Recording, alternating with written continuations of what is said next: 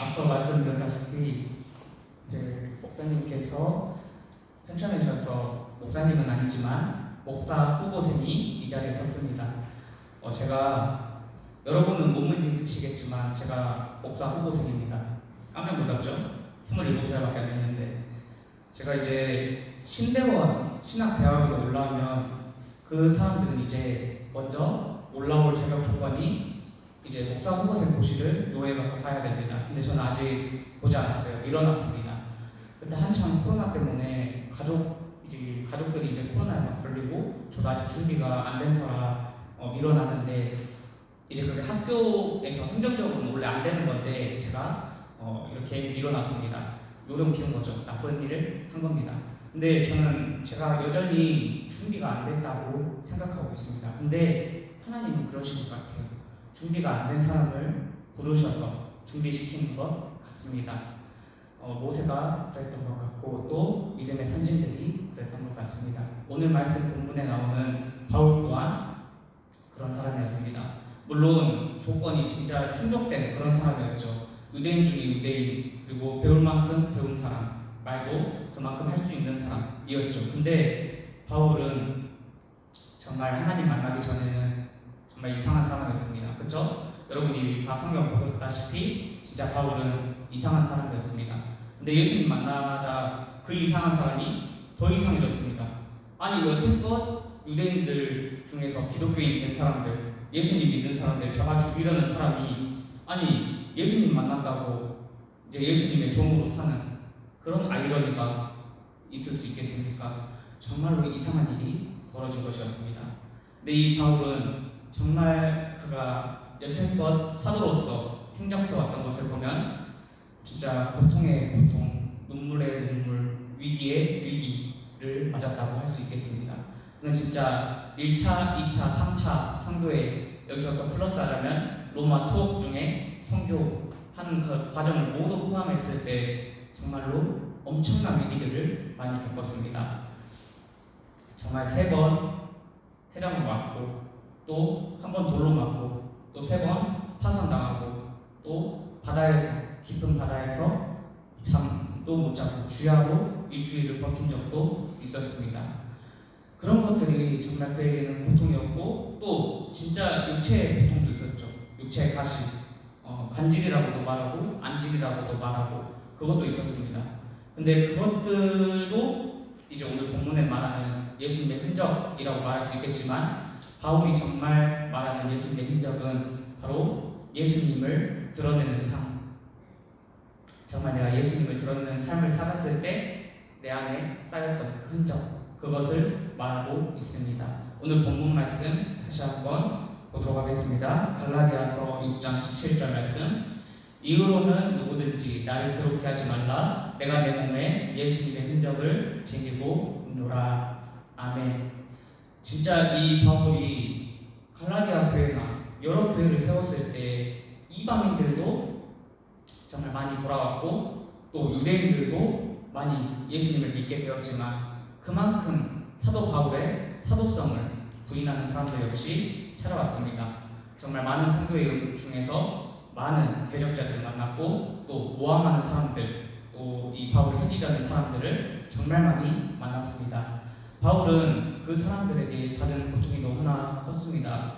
교회를 정말 예수님의 사랑으로 세웠지만 이 바울을 괴롭게 하는 사람들 너무나 많았습니다. 거짓 교사라고 말하죠. 그 거짓 교사는 지금도 여전히 우리를 괴롭히고 있습니다. 교회를 아프게 하고 있습니다. 진짜 이 거짓 교사가 말하는 것 정말 엉터리 말을 해도 사람은 혹할 수가 있습니다. 교회 안에서만 그런 것이 아니라 진짜 세상 밖에서도 어떤 선동꾼 한 명이 한 사람을 바보 만드는 것 너무나 쉽습니다. 진짜 열심히 살아도 사람이 선행하면서 봉사하면서 그렇게 살아도 진짜 그 사람 마음 먹고 다른 사람이 이제 그 사람 바보 만들려면 진짜 쉽습니다. 이거의 대표적인 사람들이 신천지라고 할 수 있죠. 신천지는 교회의 질투입니다. 많은 이단들이 교회 침투해서 우리들을 빼앗아 가지만 우리 형제 자매들을 빼앗아 가지만 이 신천지는 그것이 너무나 극심합니다.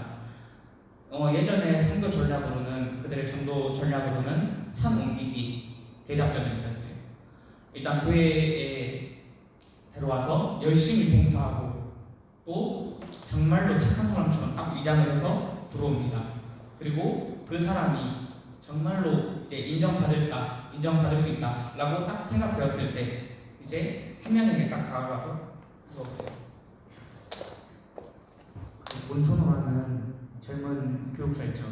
진짜 못됐습니다. 막 이런 식으로 딱 사람 넘어지게 하면은 진짜 저는 열심히 착한 일하고 진짜 복음 전하고 해도 이미 옥주라는 사람은 이미 문선호라는 사람에게 신뢰를 잃게 됩니다. 이 한 명의 신뢰를 잃으면요 또 이 사람이 다른 사람에게 또 전하고 또 다른 사람에게 전하고 저는 완전히 바보가 됩니다. 그래서 저는 여기서 쫓겨나요. 문선호 교육사 너 아웃 이렇게 됩니다. 그리고 그 자리에 누가 들어오냐? 신천지 지도자가 들어오게 됩니다. 그렇게 해서 모든 교회의 일원들, 조직을 완전히 신천지 조직으로 싹 바꿔버려요. 이게 우리 교회 다니는 사람들은 이해하지 못할 수도 있지만 진짜 이게 쉽게 일어납니다. 지금도 이거에 많이 먹히는 교회가 있습니다. 코로나 때문에 잠깐 잠잠하다가 다시 이 산 옮기기 작전을 실행한 것으로 알고 있습니다. 아무튼 이렇게 거짓 교사들은 정말 무섭습니다. 진짜 한 번 침투하면 진짜 어떻게 될지 아무도 모릅니다. 그런 고통이 이 바울에게도 찾아왔습니다. 계속 너 사도 맞냐? 너 할례 했냐? 너 율법 잘 지키냐? 계속 물어봅니다. 아니 바울은 진짜 유대인 중에 유대인이고 진짜 이 사람 똑똑한 사람인데 흠 한 번 잡으니까 선동한 사람들이 계속 선동하니까 진짜 이 사람 걷잡을 수 없이 진짜 거짓 사도로 완전히 몰아갑니다. 계속 띄워주세요.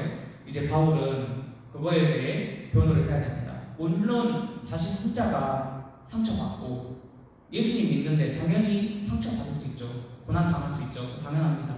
근데 내가 전하는 복음이 그 복음이 신뢰를 잃을까봐 그것 때문에 이 사도 바울은 변호를 하기 시작합니다. 자기의 사도성이 타당한 것을. 사도는 예수님이 부르신 사람들입니다. 그 사도를 이제 예수님이 12명을 불렀죠. 또 다메섹 도상에서 이 바울을 예수님께서 친히 만나십니다. 그 빛 대신 예수님을 만나고 이 바울은 완전히 사람이 바뀌어서 이제는 사도로서 활동하게 되죠. 이방인을 위한 사도로 활동하게 됩니다. 그렇게 열심히 사도로 활동하고 갈라디아 교회에서도 진짜 너 사도 맞냐 하는 사람들이 찾아왔을 때 열심히 변호를 합니다. 너 할례 받았냐? 이방인은 할례 받아야 된다. 그래야 율법에 정말 잘 지키고 이제 너는 유대인 됐다. 너는 유대인 됐다. 그렇게 말합니다. 근데 이제 우리는 그리스도 안에서 자유합니다. 율법을 다 예수님 안에서 완성되어졌고 폐하여졌습니다. 그렇기 때문에 우리는 더 이상 율법의 과거의 법에 매인 것이 아니라 이제는 예수님 그리스도 보혈의 복음으로 우리는 살아갑니다. 예를 들어서 부부가 딱 있어요. 근데 부부가 되기 전에 연인일 때 그때는 다른 사람들이 눈에 보일 수 있죠.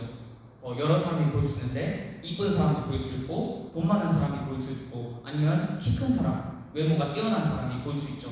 근데 결혼을 딱 하게 되면 누구만 봐야 되죠?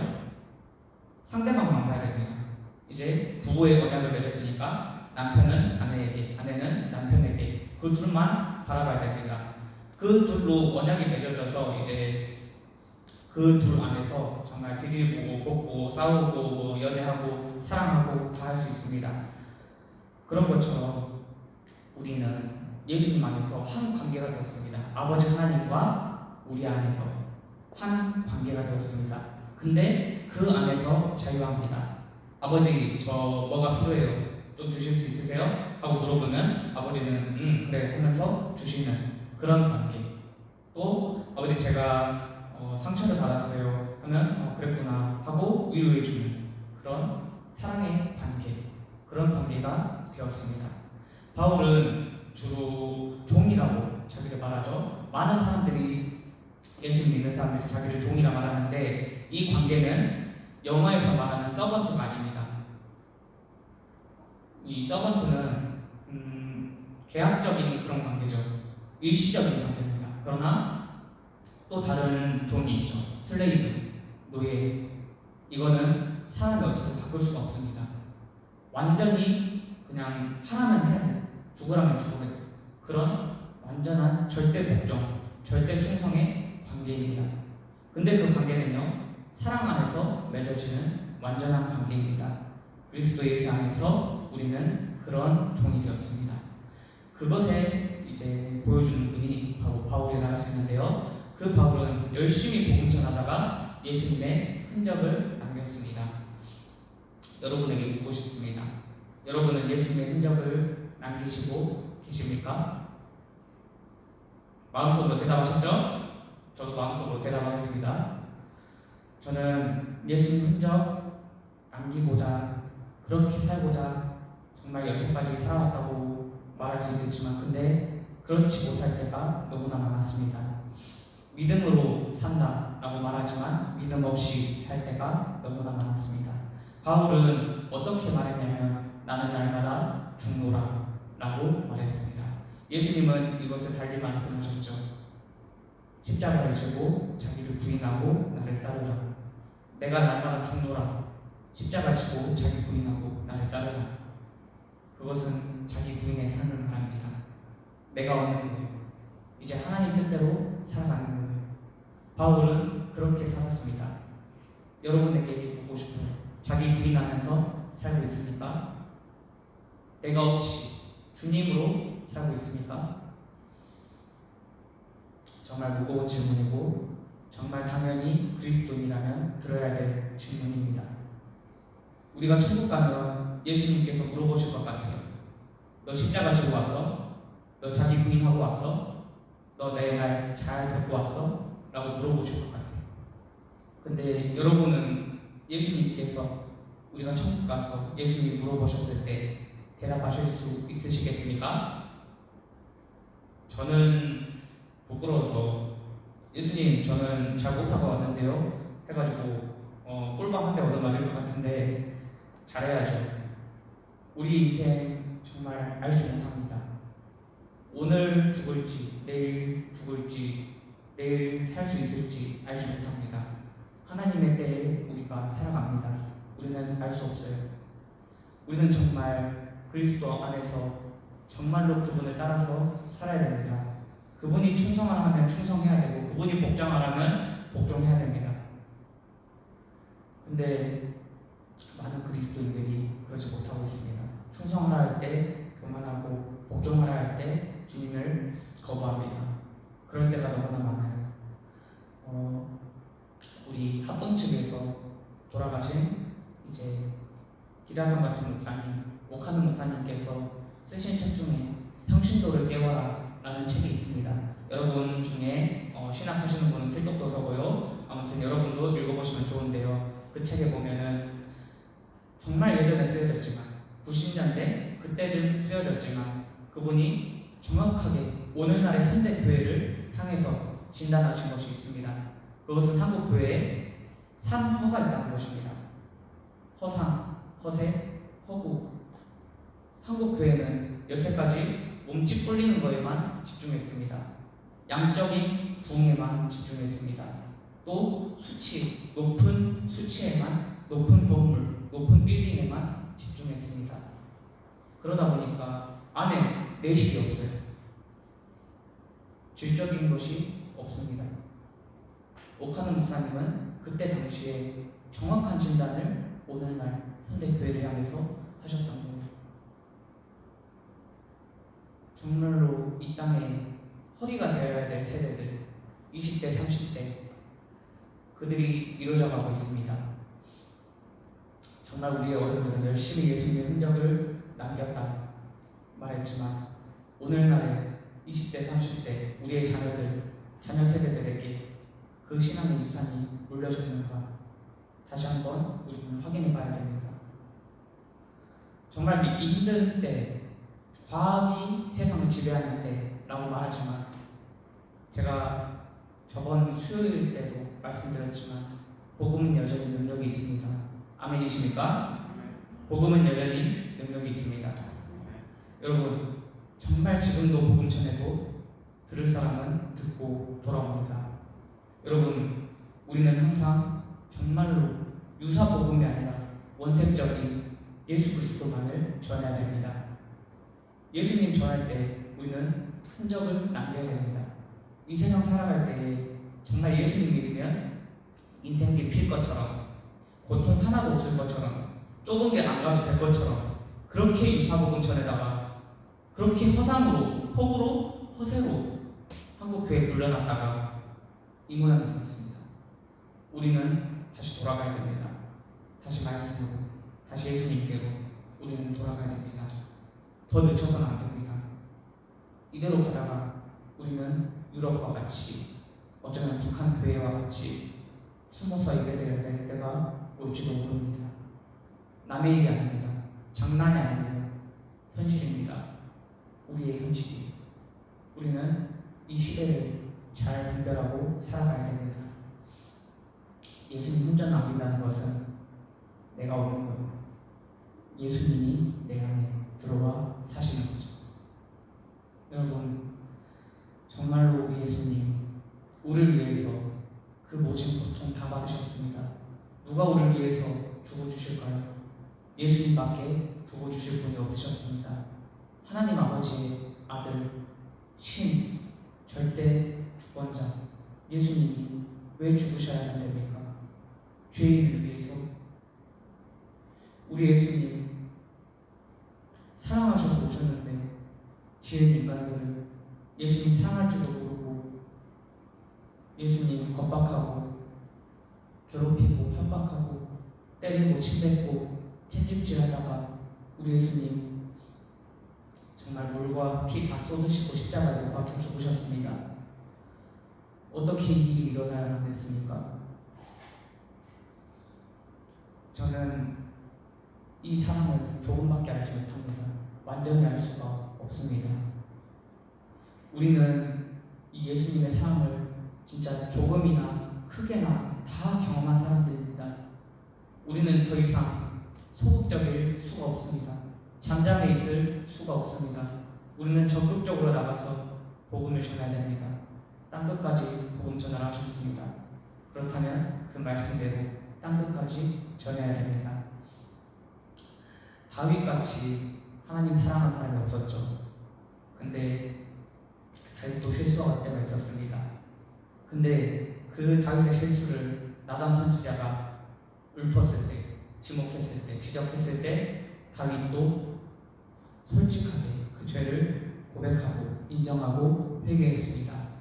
그런데 여전히 그리스도인들은 허상과 허세와 허구에 찌들려서 죄를 찌르면 피하고 죄를 찌르면 오히려 그 사람을 때리고 이런 시대가 왔습니다. 예수님의 흔적 남기라고 했는데 예수님의 흔적이 남겨지지 않고 있습니다. 정말로 큰일 났습니다. 저와 여러분, 정말로 우리는 예수님의 제자입니다. 주님께서 우리를 부르셨습니다. 하나님께서 우리를 부르셨습니다. 우리 높은 빌딩, 진짜 내 재산을 채워주는 돈, 그거 가지라고 부르신 거 아닙니다. 제발 좀 저 죽어가는 영혼들, 저들 살리라고 불러주셨습니다. 근데 우리는 여전히 나 좀 넓은 집, 나 배울 같은 집, 높은 집, 나 더 따뜻한 옷, 더 시원한 옷, 더 많은 돈, 내 통장 잔고 영하나 더 채워줄 수 있도록 그거 바라고 있습니다. 물론 하나님이 준비하신 복은 주십니다. 그러나 그것이 중요한 것이 아니라 우리는 복음을 전해야 합니다. 유사 복음이 너무나 많습니다. 예수님 없이도 살 것 같이 되는 그런 허상과 허구의 복, 우리는 그것 복 누리려고 불러진 건 아닙니다. 정말로 주님 따라서 머리 둘 곳 없이 사역하셨던 예수님 따라서 정말로 우리 예수님 우리 때문에 죽으셨는데 우리는 우리는 대체 뭘 하고 있는지 다시 한번 살펴봐야 할 것입니다. 예수님의 흔적을 지니고 있는가? 사도 바울은 말하고 있습니다. 우리는 이렇게 사도 바울과 같이 말할 수 있어야 합니다. 우리도 다 사도 바울과 같이 하나님께서 믿음을 주셨습니다. 우리도 사도 바울과 같이 예수 그리스도의 종입니다. 주님이 충성하라면 충성해야 되고, 주님께서 우리에게 복종하라면 우리는 복종해야 됩니다.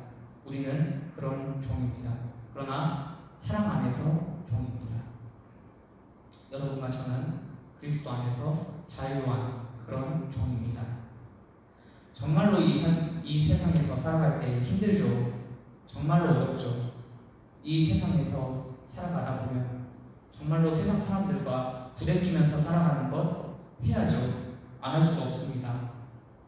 정말 우리끼리만 모이고 정말 은혜 받고 돌아가면 정말 좋겠지만, 세상 사람들 등지고 멀리하고 우리끼리만 구원받고 우리끼리만 춤추고 찬양하고 예배드리면, 저 밖에도 하나님 사랑하는 사람들이 있는데 저들은 누가 복음 전하고 저들은 어떻게 구원받습니까? 저와 여러분이 그 일을 해나가야 됩니다.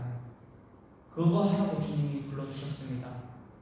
어떤 사람은 교사로, 어떤 사람은 목사님으로, 어떤 사람은 장로로, 복음 전하는 자로 불러주셨습니다. 여러분 다 그렇게 부르셨습니다. 안 해요, 싫어요, 소리 하지 마세요. 하셔야 됩니다. 여러분이 정말 예수를 믿는다면 하셔야 됩니다. 네밖에 없어요. 예밖에 없습니다. 주님 하겠습니다. 제가 여기 있습니다. 제가 하겠습니다. 이 소리만 우리 입에서 나와야 됩니다. 나 못해요. 그거 이제 버리세요. 우리는 그거 버려야 됩니다. 그거 사단이 주는 거예요. 내 옛사람이 주는 겁니다. 우리는 그거 버려야 돼요. 진짜 버려야 돼요. 여러분, 예수님이 새벽에 나오셔서 기도하셨습니다. 밤에도 기도하셨습니다. 우리도 그렇게 해야 되고요. 또 예수님이 정말로 제자들과 함께 부대끼면서 밥도 같이 드시고 잠도 같이 주무시고 또 이방에 가서 복음도 전하셨습니다. 우리는 그렇게 해야 됩니다. 주님께서 하셨기 때문에. 예수님이 한 것을 그대로 하는 것, 예수님의 행적을 그대로 쫓아나가는 것, 그것이 우리가 해야 할 것입니다. 우리 담임 목사님을 통해서 계속해서 사도행전을 강의하고 있었습니다. 사도들의 행적, 그것이 뭐예요? 예수님의 행적을 따라가는 거예요. 저와 여러분도 예수님의 행적을 따라가야 됩니다. 따라가기를 원하시죠? 네. 여러분 정말로 따라가야 됩니다. 안 따라가고 어디 가려고 하셨어요? 돈 벌어서 어디에다 채우려고 하셨어요? 땅에다가요? 썩어진다니까요. 창고에다가요? 창고도 무너질 때가 온다니까요. 여러분, 우리는 하늘에 보아 쌓아야 됩니다. 하늘에 믿고 맡길 때 안전하고 영원합니다. 정말로 우리는 다 부름받은 자들입니다. 주님께서 여러분과 저와 함께 하십니다. 세상에 쫄지도 마시고 겁먹지도 마시고 두려워하지도 마세요. 다 똑같은 얘기죠? 여러분, 정말 이 세상에 겁낼 거 하나 없습니다. 주님이 함께 하시는데 뭐가 겁이 납니까? 바울은 그렇게 사역했습니다. 그렇게 열심히 예수님 따라서 살아가다 보니까 흔적들이 남게 되었습니다. 우리도 예수님 따라가다 보면은 흔적들이 남을 것입니다. 이 세상 따라가다 보면 흔적 안 남습니다. 여러분 세상 따라가실래요? 예수님 따라가실래요? 너무 뻔한 질문이라 다 대답 안 하신 거죠? 그쵸? 다 예수님 따라가셔야 됩니다. 이렇게 말하고 제가 행함 안 하면 저 거짓 교사입니다. 그쵸? 그러니까 저와 여러분이 꼭 해야 될 것은 전도하고 또 말씀대로 살아가는 것, 말씀을 정말 주야로 묵상하며 즐거워하는 것 해야 됩니다. 우리는 정말 의로운 일을 해나가야 됩니다.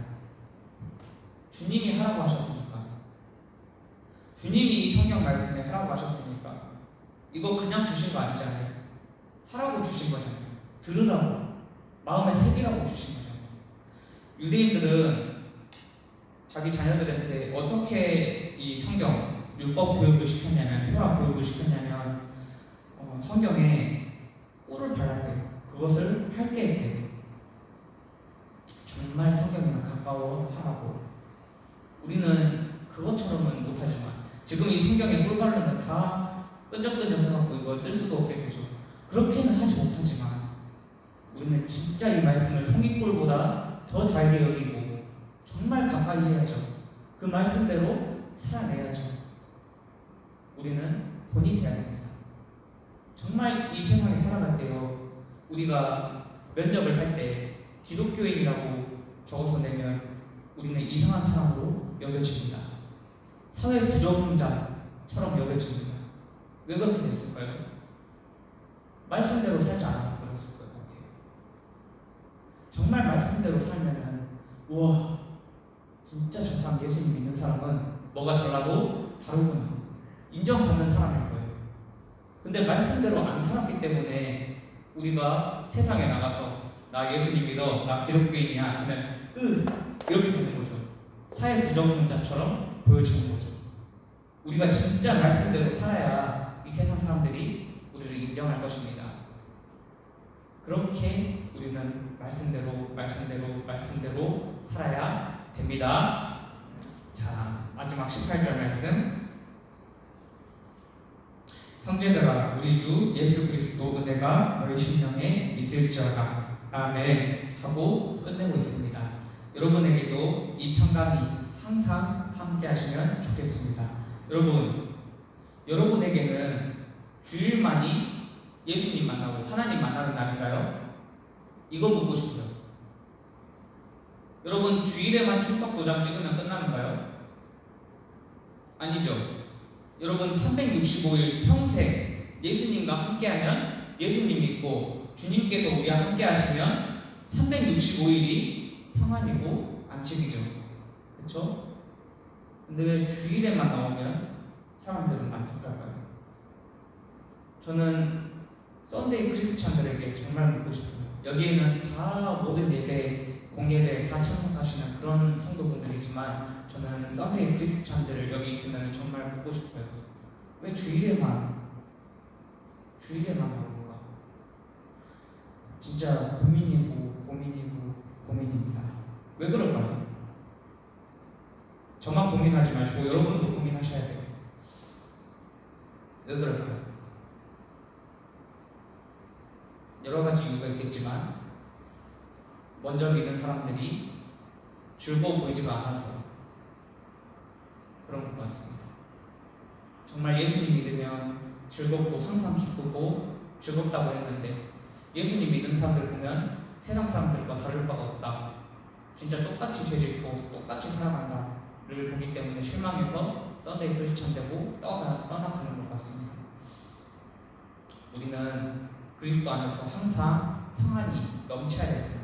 365일 죄를 짓밟고 사단 마귀의 관계를 짓밟고 우리는 항상 그리스도 안에서 즐겁고 늘 신나야 됩니다. 우리가 항상 예배 올 때마다 축 처져가지고 인사도 안 하고 그러지 마시고 우리는 다 예수님 안에서 한 가족이에요. 저는 여러분하고 허브도 하고 싶어요. 호응도 하고 싶고 같이 손도 잡고 여러 가지를 하고 싶은데 그러면은 여러분이 저 무슨 성추행범으로 오해하실까봐 안 그러고 있습니다. 저 진짜 스킨십도 많고 그런 사람인데 요즘 사회가 그렇다 보니까 못하고 있습니다. 아무튼 저는 여러분 정말 사랑합니다. 근데 저보다 여러분보다 더 사랑하는 분이 계시잖아요.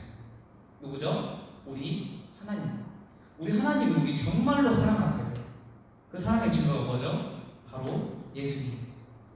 예수님은 이 땅에 오셨어요. 그리고 돌아가시고 부활하셨죠? 승천하셨죠? 그리고 다시 오실 거예요. 다시 오실 때까지 우리는 늘 깨어있어야 돼요. 우리는 늘 즐거워서 주님을 맞이할 준비를 해야 돼요. 어쩔 때는 내 목에 칼이 들어올 때도 있겠지만 그때도 우리는 믿음으로 승리하고 이겨나가야 돼요. 제가 없는 말 지어냈나요? 성경적이지 않은 말 지어냈나요? 왠지 그런 표정인데요. 근데 하나님께서 말씀에 다 써져 있어요. 우리 늘 깨어있어라, 쉬지 말고 기도하라, 범사에 감사하라. 이는 그리스도 예수 안에서 너희에게 향하신 하나님의 뜻입니다 라고 하나님께서 말씀하셨다고, 뜻이라고 분명하게 말씀에 나와 있습니다. 여러분, 세상에 겁먹지 마시고요, 기죽지 마세요. 예수님 hin적 남기시다가 아플 때에는 주님께 기도하시고 간구하시고 호소하세요. 여러분 주위를 둘러보면 다 형제고 자매고 한 가족입니다. 우리에게 두려워할 건 하나도 없습니다. 이 얘기는 할까 말까 고민하다가 합니다. 최근에 이제 애기한테 전도를 했는데 그 애기가 이제 영접 기도까지 다 했어요. 이제 저희는 어린이 전도협에서 그렇는 책이라는 책을 가지고 전도를 하는데 그 이제 전도지를 가지고 전도를 하면은 영접 기도까지 올 때가 너무 힘들어요. 이제 하나님, 창조주 하나님이 누구신가? 그리고 그 하나님이 천국을 만드셨는데 우리는 그곳에 갈 수가 없다. 하나님은 우리와 함께하고 싶어서 만드셨는데 왜냐하면 우리는 죄가 있어서 못 간다. 근데 그 죄를 예수님께서 피를 흘려주셔서 씻어주셨다. 그것 믿으면 너도 구원받을 수 있다. 너 믿을래? 여기까지가 영접이고 그 다음에 너 예수님 믿어? 그래 축하해. 이제 자라가야 돼. 이렇게까지 5가지를 해야 되는데 이 영접까지 오기가 너무 힘들어요. 근데 그것을 제가 최근에 이제 그런 책을 통해서 했는데 애기가 영접 기도까지 다 했어요. 근데 애기가 집에 돌아가서 부모님한테 제가 혹시 몰라서 전화를 해봤는데 그 아빠가 애기한테 전화하지 말라고, 교회에 엎어버리겠다고 그렇게 말을 했습니다. 이 동네 애기들한테도 전화하지 말라고 협박했습니다. 근데 저만 이런 협박을 당한 것이 아니라 지금 전도하고 있는 사람들은 다 그런 협박이나 아니면 그런 비슷한 유형의 것들을 다 경험을 하셨을 겁니다. 정말로 힘든 시대가 찾아옵니다. 물론 저 때도, 저 공군회 때도 정말 힘들었지만 앞으로 우리에게도 힘든 때가 찾아옵니다. 그때 여러분 어떻게 극복하실 겁니까? 우리는 주님 안에서 극복할 수 있습니다.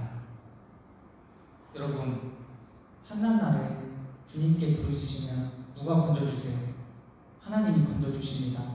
여러분, 하나님이 건져주십니다. 하나님이 건져주십니다. 여러분, 그 사실을 분명하게 믿으셔야 됩니다. 우리는 365일 평안이 가득해야 됩니다. 어떤 고난이 찾아와도 걱정하지 마세요. 하나님께 부르짖으면 건져주실 것입니다. 이제 말씀을 맺기 전에 딱 한 사람한테 말씀드릴게요. 그 사람은 이제 일제강점기 때 서시, 별 해는 밤 그런 것들을 써신 윤동주 시인인데요. 그분은 독립운동을 위해서도 열심히 헌신하셨지만 시를 열심히 쓰셨죠. 한글로. 그 사람이 몇 살 때 죽은지 아세요? 문제. 제가 지금 돈이 없어서 뭘 드릴 수는 없지만 몇 살 때 돌아가셨을 것 같아요? 24이요? 힌트를 드리자면은 저랑 동갑입니다. 네, 27에 돌아가셨어요. 윤동주 이제 시인이 어떻게 돌아가셨냐면 우리는 그 사인을 추측할 수밖에 없지만 왜냐하면 일본군이 마루타 실험을 했잖아요. 침묵질 마루타 실험을.